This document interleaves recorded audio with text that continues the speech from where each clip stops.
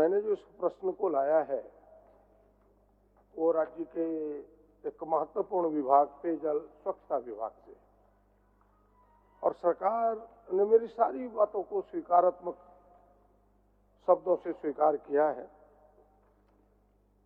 हमने कहा कि भाई रांची और लोहरदगा के कार्यपालक अभियंता ने अपने विपत्र के माध्यम से, बिल के माध्यम से जो L&T कंपनी है उसको न पैसा देकर के एक रोकड़ पाल के खाते में पैसा देके बंदर बांट किया है। और इन सारी बातों को हमने उजागर नहीं किया अध्यक्ष महोदय, खुद सरकार के वित्त विभाग फिनांस डिपार्टमेंट ने इसे उजागर किया। लेकिन बड़े दुर्भाग्य से, बड़ी चिंता भरे शब्दों में कहना पड़ता है कि सरकार ने ऐसे दोषी पदाधिकारियों को बचा करके केवल एक छोटे से रोकड़ पाल पर FIR कर दिया। मेरे प्रश्न है, सीधे सीधे प्रश्न अध्यक्ष महोदय, 2-3 प्रश्न इससे उभरते हैं। क्या सरकार, जो मैंने पहले अपने शब्दों में कहा उसे प्रश्न के रूप में कहता हूं, कि क्या सरकार के विभाग ने ही इस भ्रष्टाचार का उजागर किया है, इस 100 करोड़ के घपले का? पहला ये, क्या ये गड़बड़ी की निकासी 2 प्रमंडल रांची और लोहरदगा से हुआ? दूसरा, और क्या कार्यपालक अभियंता और अन्य विभागों की कर्मचारियों की संलिप्तता खुद विभाग ने मानी है, जिस कारण उस पर विभागीय कार्रवाई हो रही है और इन्होंने लिखा है कि प्रथम दृष्टया में वो दोषी हैं? क्या कार्यपालक अभियंता, जिसे एग्जीक्यूटिव इंजीनियर कहते हैं, वो DDO है कि नहीं, व्यय एवं निकासी पदाधिकारी? और जो विपत्र ट्रेजरी में जमा होते हैं, सरकार हमें बताए उसके अंतिम में ये लिखा होता है कि नहीं कि इसमें कोई भी गड़बड़ी की दोषी जिम्मेवारी हम पर होगी। कार्यपालक अभियंता के सीधे अक्षरों में लिखे होते हैं अध्यक्ष महोदय। ये सारी बातें हैं। जब ये सारी बातें हैं तो फिर किन परिस्थितियों में आखिर एग्जीक्यूटिव इंजीनियर दोनों पर FIR न होकर के केवल एक रोकड़ पाल पर FIR हुआ? सरकार में बताए। माननीय मंत्री पेयजल एवं स्वच्छता विभाग। धन्यवाद महोदय। माननीय सदस्य का जो प्रश्न है महोदय, बड़ा ही स्पष्ट और बड़ा गंभीर विषय का प्रश्न है महोदय, और सरकार उत्तर बड़ा स्पष्ट दिए हैं हम लोग कि जो रांची अंतर्गत लोहरदगा, इन्होंने कहा है कि महोदय रांची और लोहरदगा, तो लोहरदगा का कोई मामला नहीं है महोदय, केवल रांची का मामला है। और रांची अंतर्गत फर्जी खाते के माध्यम से राशि निकासी कर रोकड़ पाल संतोष कुमार के खाते में जमा करने का मामला जो था महोदय, उस मामले पर संतोष कुमार उच्च वर्गीय लिपिक रोकड़ पाल को उसके विरुद्ध FIR हुआ है महोदय, प्राथमिकी दर्ज हुआ है और आज वो जेल में है महोदय। तीसरा खंड 3 का जो इनका है कि प्रभात कुमार सिंह तत्कालीन कार्यपालक अभियंता, चंद्रशेखर कार्यपालक अभियंता, राधे श्याम रवि तत्कालीन कार्यपालक अभियंता, संजय कुमार निम्न वर्गीय लिपिक, इन चारों पर विभागीय कार्रवाई प्रारंभ हो चुकी है महोदय। और जो इनका खंड 4 का जो प्रश्न है महोदय, तो खंड 4 का प्रश्न है क्या इन पदाधिकारियों पर कार्रवाई होगी? तो निश्चित तौर पर एक तो जेल में है महोदय, बाकी ACB जांच के लिए मंत्रिमंडल सचिवालय निगरानी विभाग से अनुरोध किया गया है महोदय। 562/2023 संतोष कुमार के ऊपर जो FIR है वो कांड संख्या दर्ज है महोदय। और जो ही ACB इसको टेक ओवर करने के लिए हम लोग विभाग को लिखे हैं महोदय, जो भी जांच का आएगा, जो भी वसूली की राशि अंगीक्षण होगा, उस पर हम लोग आगे कार्रवाई करेंगे, रिकवर करेंगे, और जो दोषी पदाधिकारी है महोदय उस पर निश्चित तौर पर अधिक से अधिक कड़ी से कड़ी कार्रवाई करने का काम करेंगे महोदय। अध्यक्ष महोदय, मैंने जो प्रश्न रखा उस पर तो कुछ बोले नहीं, ये तो सारी चीज लिखी हुई है। मैंने तो कहा कि भाई कार्यपालक अभियंता पर FIR क्यों नहीं? आखिर आपने रोकड़ पाल पर कहा कि उनके खाते में पैसा है, उन पर आपने FIR कर दिया। मैंने कहा कि DDO के कौन है? DDO व्यय पदाधिकारी, निकासी पदाधिकारी कौन होते हैं? वो एग्जीक्यूटिव इंजीनियर होता है। तो उन पर FIR क्यों नहीं? क्या जो विपत्र ट्रेजरी में जमा होता है उनके हस्ताक्षर होते हैं कि नहीं? रोकड़पाल के साथ, जब दोनों के हस्ताक्षर होते हैं निकासी में अध्यक्ष महोदय, और उसमें यह भी अंकित रहता है, आप देखेंगे विपत्र में स्पष्ट कि इसमें कोई भी दोष होगा तो वो सारी जिम्मेवारी एग्जीक्यूटिव इंजीनियर कार्यपालक अभियंता का होगा, ये लिखा होता है। तो सारा दोष जब पकड़ा गया तो उन पर एफआईआर क्यों नहीं? एफआईआर के बारे में मैं पूछ रहा हूं। माननीय मंत्री जी। धन्यवाद महोदय। महोदय माननीय ठीक कर रहे हैं, लेकिन यहाँ मामला कुछ दूसरा है महोदय। दूसरा है कि ये योजना 2013 की है महोदय, और ये योजना है Jawaharlal Nehru national urban renewal mission की योजना थी महोदय। और ये योजना डिपॉजिट हेड में इसका 10% राशि कटौती कर गया था महोदय, जमा था, जो कार्य विलंब से किया गया था। तो ये ट्रेजरी में जमा था पैसा महोदय 10%, कुल योजना की राशि की 10% जो टाइम से नहीं पूरा किया गया तो ट्रेजरी में जमा था महोदय। इसमें कार्यपालक अभियंता का दोष पीछे आता है, फर्जी हस्ताक्षर करके महोदय संतोष कुमार जो उच्च वर्गीय लिपिक है वो अपने खाते में पैसा जमा कर लिया था महोदय, जो जब डिपॉजिट हेड का पैसा उसका कटा, टाइम एक्सटेंशन में टाइम में पूरा नहीं किया तो 10% जो राशि कटा वो ट्रेजरी में जमा था महोदय। जब योजना पूरा सरकार टाइम एक्सटेंशन दी, टाइम एक्सटेंशन देने के बाद जब कार्य शुरू हुआ तो ट्रेजरी में जो पैसा था महोदय उसको देना था, लेकिन उस पैसा को संतोष कुमार लिपिक के द्वारा न दे करके ये योजना मद का पैसा उनको दे दिया, ट्रेजरी का पैसा पड़ा रह गया महोदय। इसलिए डीडीए का मामला नहीं महोदय, ये 100% संतोष कुमार के द्वारा ये कार्य किया गया है और संतोष कुमार पर जवाबदेही तय किया है, और संतोष कुमार के द्वारा फर्जी हस्ताक्षर करके उस पैसा का निकासी किया गया था महोदय। अध्यक्ष महोदय, आखिर आप फिर डाइल्यूट करिएगा, सवाल को नहीं। एक मिनट मैडम, प्रदीप जी बोलिए। आज इन्वेलप ही नहीं आया है महोदय मेरे पास में, क्वेश्चन का जो इन्वेलप है महोदय वो आज हमारे घर पे नहीं आया महोदय, इसलिए हम आपको सूचना दे रहे हैं। बोलिए प्रदीप जी। मैं कह रहा हूं कि अध्यक्ष महोदय, पैसे की निकासी बिना विपत्र के थोड़ो होंगे, और अगर किसी के खाते में जाता है, किसी का आईडी बनता है किसी ठेकेदार का, तो उस आईडी में उनके जो अकाउंट नंबर वो भी रहता है, उनके पैन कार्ड के नंबर भी रहते हैं।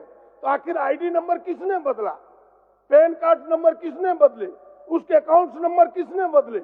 ये तो बिना उनके विपत्र जमा किए पैसे की निकासी हो ही नहीं सकता, चाहे वो 10% ऐड का मामला हो या रेगुलर भुगतान का मामला हो। अध्यक्ष महोदय, और आपके वित्त विभाग के जांच के प्रतिवेदन भी मेरे हाथ में है, उन्होंने सबको समरूप रूप से दोषी बताया है। आप उन्हें बचाए ना।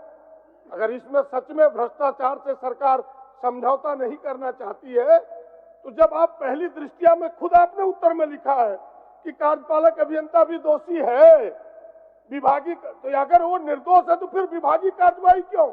उससे भी बरी कीजिए, फिर विभागीय कार्रवाई आपने क्यों किया? अगर वो निर्दोष है तो विभागीय कार्रवाई सरकार ने क्यों की? उनको क्लीन चिट देना चाहिए कि वो निर्दोष है। आज सरकार खुद मानती है कि वो दोषी है, तो उस पर एफआईआर हो, ये मेरी पहली मांग है कि एफआईआर सरकार करे, और नहीं करेगी तो क्यों न करे, अगर आपने दोषी माना है तो। यही एक ही सवाल है अध्यक्ष महोदय, दूसरा सवाल नहीं है। माननीय मंत्री जी,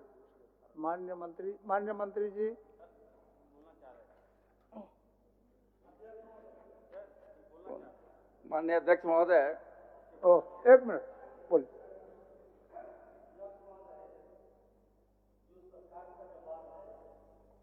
इससे बहुत साफ ऐसा लगता है कि कार्यपालक अभियंता को बचाने की इसमें साजिश चल रही है। नहीं तो एक ही बात हम कहना चाहते हैं, जब दोषी करार कर दिया गया तो उस पर एफआईआर क्यों नहीं हुआ, और सिर्फ संतोष कुमार पर ही एफआईआर क्यों हुआ? हम जानना चाहते हैं कि एक्जीक्यूटिव इंजीनियर को बचाने का ये साजिश क्यों हो रहा है, जब सरकार का बहुत साफ साफ जवाब है यहाँ।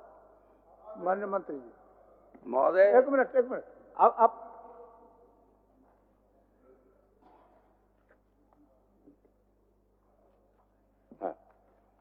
महोदय,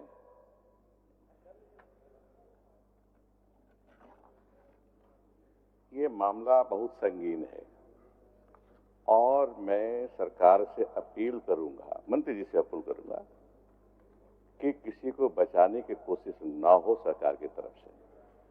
ये मामला गबन का है और 100 करोड़ के लगभग गबन का है। 1-2 पैसे, 1000, 1500, 2 लाख, 3 लाख का नहीं है, ये 100 लाख। ये जो एक्सिक्यूटिव इंजीनियर्स हैं वो तो दोषी है, वो सिर्फ विधायक कार्रवाई के लायक नहीं है मामला, इस पर FIR होना चाहिए। और जहां तक ACB का सवाल है मैं जाने का, तो मैं अपना अनुभव बताऊंगा। 3 तरह से केस डील होते हैं। एक मुख्यमंत्री जी हमको बोला, अब बने IG CID बने बिहार में, तो मुख्यमंत्री जी बोला कि इसमें रमेश्वर जी क्या क्या होता है, कैसे कैसे केस आते हैं। हमने बताया कि सुनिएगा, मैंने आपस में काफी तालमेल था मुख्यमंत्री जी के साथ हमारा। बोले कि सर 3 तरह के केस होते हैं। मैं कौन कौन? तो एक वो सर फंसा दो, किसी को फंसा दो, CID में भेज दो और लटकता रहे वो। अब फिर दूसरा केस पहले से है, उसको धंसा दो, सही भी है तो धंसा दो। अब तीसरा केस है दूध का दूध पानी का पानी। ये 3 तरह के केस होते हैं। तो ACB में जाएगा तो फंसा दो तो नहीं होगा, धंसा दो हो सकता है इस केस में। ऐसे केस में जो प्रभावशाली लोग हैं उनका केस को धंसा दिया जाता है। दूध का दूध पानी होता नहीं। मेरे ख्याल से FIR होना चाहिए। जब अग्रतर अनुसंधान की जरूरत हो तो फिर ACB या उसके समकक्ष कोई और एजेंसी हो तो उसको लगाया जाना चाहिए, लेकिन FIR होना चाहिए स्पष्ट। हमें एक अनुभवी पुलिस अधिकारी के अनुसार मैं कहूंगा FIR, फर्स्ट इन्फॉर्मेशन रिपोर्ट, और कुछ तो है नहीं। माननीय मंत्री जी। अध्यक्ष महोदय, निश्चित तौर पर जो माननीय सदस्यों की चिंता है, मैं एक बात बता देना चाहता हूं महोदय कि अब तक में हमारे विभाग सबसे अधिक कार्रवाई पदाधिकारियों पर किया है महोदय, चाहे एग्जीक्यूटिव हो, चाहे JE हो, चाहे AI हो, सबसे बेसी कार्रवाई की है। और हम किसी को बकसने नहीं जा रहे हैं महोदय, लेकिन हमारा विषय यह है, हमारा एक कि वो संतोष कुमार खुद अपने खाते में कर लिया था महोदय पैसा। संतोष कुमार जो उच्च वर्गीय लिपिक था, वो अपने खाते में लगभग 20 करोड़ रुपया हस्तांतरित अपने खाते में कर लिया था। और यह बताते हुए इस बात का भी हमको खुशी है महोदय कि विभाग ने ही उसकी गलतियों को पकड़ा और विभाग ने ही अपने स्तर जांच करवाया अपने स्तर से महोदय, और तब जाकर कार्रवाई हुआ है। कोई एजेंसी के द्वारा हमको नहीं बोध कराया गया महोदय, बल्कि विभाग खुद जांच की और जांच करने के उपरांत प्रथम दृष्टया जो है सबसे बड़ा दोषीवार उसको संतोष को माना गया और संतोष पर कार्रवाई हुई महोदय। और मैं आश्वस्त कर देना चाहता हूं सदन में महोदय, अगर कार्यपालक अभियंता भी इसमें दोषी होंगे तो निश्चित तौर पर कठोर से कठोर कार्रवाई उन पर होगी महोदय। यह मैं सदन को आश्वस्त करना चाहता हूं महोदय। कठोर से कठोर कार्रवाई करने की आपकी इच्छा होती तो अब तक कर दिए होते। ये आपके बहलाने फुसलाने से दिल बहलने वाला नहीं है। राज्य की जनता एक एक चीजों को देख रही है। सत्ता पक्ष में है, लेकिन कोई भ्रष्टाचार में पैसे लूटेगा तो कोई चुपचाप नहीं बैठ सकता है। आपको उनको FIR करना होगा, आप इस पर जवाब दें। मैं ये आपसे मांग करता हूं। माननीय सदस्य, FIR करने का आदेश FIR कर। माननीय मंत्री जी बोलिए। माननीय अध्यक्ष महोदय, हम तो कह रहे हैं महोदय कि विभाग खुद पकड़ा उन गलतियों को और उस पर कार्रवाई हुआ है। अगर वरीय पदाधिकारी भी इसमें संलिप्त हैं तो निश्चित तौर पर हम चलता सत्र में उसको जांच करा के चलता सत्र में माननीय अध्यक्ष महोदय के माध्यम से सदन को अवगत कराएंगे। नो अध्यक्ष महोदय, जांच किस विषय का? जब पैसे की निकासी हुई, ट्रेजरी और ट्रेजरर के भी जो ट्रेजरी अफसर है उनके इन्वॉल्वमेंट है। 1 मिनट अध्यक्ष महोदय, फिर रोकड़पाल के भी इन्वॉल्वमेंट है, कार्यपालक अभियंता के इन्वॉल्वमेंट है। सीधे FIR का आप यहाँ से घोषणा करें, सरकार की इससे बेइज्जती नहीं होगी। सरकार का नाम होगा कि जनप्रतिनिधि होने के नाते आपके संज्ञान मिला है। मेरा कोई नाम होने वाला नहीं है, आपके नाम होंगे कि सरकार की बातों को सुना और FIR इन्होंने करने का आदेश दिया। माननीय सदस्य मथुरा बाबू। इतना सारा माननीय सदस्य जब इस बात को बोल रहा है तो सरकार को तो सर इसमें गंभीर दिखाना चाहिए कि जब निचले तबके के ऊपर हो रहा है और कार्यपालक अभियंता पर क्यों नहीं हो रहा, ये बहुत बड़ा प्रश्न है महोदय। इसलिए इस पर गंभीरता से सरकार को सोचना चाहिए। और जहाँ तक कठोर से कठोर जवाब सरकार बोल रहा है कि महोदय कठोर से कठोर क्या होता है महोदय? जब हाँ, कठोर से कठोर क्या होता है? जो उसके धारा में आएगा वही ना होगा महोदय, थोड़ी उसको फांसी दिया जाएगा। इसलिए मेरा कहना है महोदय, निश्चित रूप से सरकार को कोई दबाव नहीं हम लोग बना रहे हैं, लेकिन सरकार को ये बताना चाहते हैं कि माननीय सदस्यों का जब राय है तो निश्चित रूप से एफआईआर होना चाहिए। आप सहयोग कर रहे हैं मंत्री जी को सहयोग करें, इसी विषय पर बोलने के लिए खड़े हुए हैं मान्यवर वरिष्ठ साथियों की भावनाएं आई हैं और सदन निश्चित रूप से वरिष्ठ साथियों की भावनाओं का सम्मान भी करता है। लेकिन एक प्रश्न मेरे मन में था, मैं क्षमा चाहते हुए अपने वरिष्ठ साथियों से ये बात कहना चाहूंगा। नैसर्गिक न्याय का तकाजा यह होता है, नेचुरल जस्टिस का, कि संबंधित पक्ष को अपना पक्ष रखने का अवसर दिया जाना चाहिए। कोई विभागीय कार्रवाई दंडात्मक कार्रवाई नहीं है मान्यवर, कोई एफआईआर दंडात्मक कार्रवाई नहीं है। एफआईआर फर्स्ट इंफॉर्मेशन रिपोर्ट है जो किसी अपराध की घटना की लिखाई जाती है। माननीय मंत्री ने जब सदन को यह आश्वस्त किया है कि विभागीय कार्रवाई में संबंधित कार्यपालक अभियंता के पक्ष को समझते हुए यदि वह दोषी प्रतीत होता है तो उसके विरुद्ध विधि सम्मत कार्रवाई की जाएगी। तो मैं आपके माध्यम से वरिष्ठ साथियों से आग्रह करना चाहूंगा, माननीय मंत्री जी, इतना समय सरकार को दिया जाना चाहिए।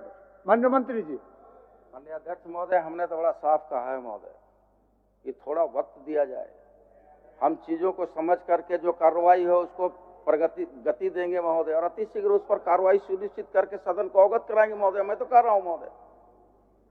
आप बोलिए हमलाल बाबू। अध्यक्ष महोदय,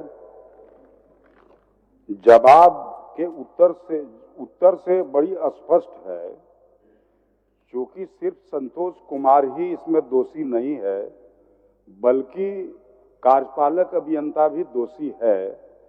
इतने पैसे का गबन कार्यपालक अभियंता के बिना अकेले एक रोकड़पाल नहीं कर सकता। और इसमें है कि यदि विभागीय कार्रवाई कार्यपालक अभियंता पर ये लोग कर रहा है विभाग, तो कार्यपालक अभियंता दोषी है तब न विभागीय कार्रवाई कर रहा है, तो उसको विभागीय कार्रवाई करके इस केस से निकाल देना, यानी एफआईआर उसके खिलाफ में न होना, ये नियत बता रहा है माननीय मंत्री का। इसीलिए हमारा मांग होगा कि इन पर भी कार्रवाई और एफआईआर होनी चाहिए, तब ये सरकार का नाम होगा, सरकार का छवि बनेगा। माननीय मंत्री जी, इतने सारे माननीय सदस्य जो वरिष्ठतम सदस्य हैं सदन के, सबने अपना अपना विचार रखे। हमको लगता है कि इतना देर में आपको क्लियर हो जाना चाहिए, स्पष्ट हो जाना चाहिए। इस तथ्य में, इस विषय में कुछ छिपा छिपी अब नहीं है, सारा चीज ओपन आ गया। इसलिए आप भी क्लियर हो ही गए, तो माननीय सदस्य जो चाहते हैं आप उस पर बोलिए। महोदय, अभी हमने कहा तो माननीय सदस्य मोहतरम ने कहा कठोर से कठोर कार्रवाई क्या होता है। मैं तो कह रहा हूं महोदय, कठोर से कठोर कई श्रेणियों की कार्रवाई होती है महोदय। कठोर से कठोर मैं उनको बता देना चाहता हूं कि कोई विभागीय प्रक्रिया करके उसको प्रोसीडिंग करके नहीं छोड़ेंगे महोदय, कोई प्रोसीडिंग करके नहीं छोड़ेंगे, कोई 2 दिन का वेतन काट के नहीं छोड़ेंगे। अधिक से अधिक जो प्रावधान के अनुरूप है उस पर कार्रवाई करेंगे महोदय। हमको थोड़ा वक्त दिया जाए महोदय, क्योंकि संतोष कुमार के खाते में पैसा गया। अगर दोषीवार ये प्रभात कुमार, चंद्रशेखर, राजेश्वर, रवि, संजय कुमार हैं तो निश्चित तौर पर कार्रवाई होगी महोदय। हम तो मैं कह रहा हूं थोड़ा वक्त तो दिया जाए महोदय। आखिर किसको आप आधार मानेंगे? जब आपके वित्त विभाग ने जांच रिपोर्ट दिया उसको आप आधार नहीं मानते तो फिर किस जांच को आप आधार मानेंगे? अब तो जांच रिपोर्ट सामने है, मेरे हाथ में भी एक पूरी कॉपी आपके पास भी होगा। वित्त विभाग ने तो सबको दोषी ठहरा ही है, यही तो जांच रिपोर्ट है। जब इस पर आप कार्रवाई करने को तैयार नहीं है तो फिर कौन से जांच पर आप कार्रवाई करेंगे? हम तो इसीलिए कह रहे हैं कि यह जांच रिपोर्ट उनको दोषी पाया है, खुद आपने दोषी पाया है, उस पर एफआईआर कीजिए, फिर अग्रतर कार्रवाई आगे कीजिए। हमारी तो इतनी ही मांग है, आप क्यों नहीं करना चाहते इस पर? बोलिए। इतने माननीय सदस्य सभी चाहे सत्ता पक्ष के ही हैं, उनका स्पष्ट यही राय है कि भाई जो दोषी पदाधिकारी है उस पर एफआईआर करा के उस पर कार्रवाई हो। अब विभागीय कार्रवाई, ठीक हमारे हेमलाल बाबू ने कहा, विभागीय कार्रवाई करके उसको लीपा पोती का प्रयास विभाग कर रहा है। मंत्री जी पर हम नहीं आरोप लगा रहे हैं, सदन भी, पूरा सदन, सत्ता पक्ष हो विपक्ष, सभी चाहता है जो सरकारी धन का लूट किया उस पर एफआईआर दर्ज हो, जेल जाए और न्यायालय उस पर साक्ष्य देखेगा, उस पर जो उसको सजा देना होगा देगा। माननीय मंत्री जी को तो इतना कहना है, इसमें जिद का बात क्या है? सब चाहे इतने वरिष्ठ सदस्य बोल रहे हैं, इसमें जब सत्ता पक्ष को इतना मशक्कत करना पड़ रहा है ये बात कराने के लिए, तो विपक्ष का स्थिति को समझ लीजिए अध्यक्ष महोदय। चलिए माननीय जोगेंद्र बाबू, चलिए बोलिए। इसको आप मत खींचिए, 27 मिनट हो गया, 27 मिनट हो गया, नहीं तो आसन नियमन देगा। आप इसको 1 मिनट का समय दिया जाए पूरा सदन का भावना को समझ लीजिए और फिर जवाब दीजिए। मैं तो कह रहा हूं कि महोदय, चाहे वो सत्ता पक्ष हो चाहे विपक्ष के साथी हो, जो मामला सदन में आता है वो राजहित का मामला होता है महोदय। हम इसमें गंभीर है और मैंने कहा कि चलता सत्र पर कार्रवाई करते हुए मैं सदन को अवगत कराऊंगा। मैं तो बार बार कह रहा हूँ महोदय, मान जाइए माननीय मंत्री, चलते सत्र में इनका फलाफल आ जाएगा। नहीं, चलते सत्र में फलाफल का हमने एफआईआर कहा है, नहीं तो हम धरने पर बैठेंगे, हम छोड़ेंगे नहीं, हम धरने पर बैठेंगे और आपके सामने बैठेंगे। मान्य सदस्य, मान्य कहीं उचित नहीं होता है अध्यक्ष महोदय, न्याय दिलाना, पैसे के लूट को रोकना, ये मेरा जिम्मेवारी है, ये मेरा दायित्व है, सरकार किसी की भी हो। अच्छा बच्चे क्या महोदय? महोदय बोलिए। महोदय, हमको 1 हफ्ता का समय दिया जाए महोदय। हम तो कह रहे हैं महोदय कि 1 हफ्ता का समय दिया जाए, चीजों को अवगत कर लेंगे, जानकारी प्राप्त कर ले, उस पर कार्रवाई करेंगे महोदय। दोषीवार होगा तो कार्रवाई होगा, एफआईआर कार्रवाई में वो एफआईआर चाहते हैं। अगर वो दोषीवार होगा तो निश्चित तौर पर उस पर कार्रवाई भी होगी, एफआईआर भी होगा महोदय। मैं तो कह रहा हूँ। चलिए थोड़ा समझ दीजिए। तो इस क्वेश्चन को स्थगित करें और 7 दिनों के बाद फिर ये क्वेश्चन आए, तब हम कार्रवाई के लिए मैं इसको स्थगित करता हूँ। जय बट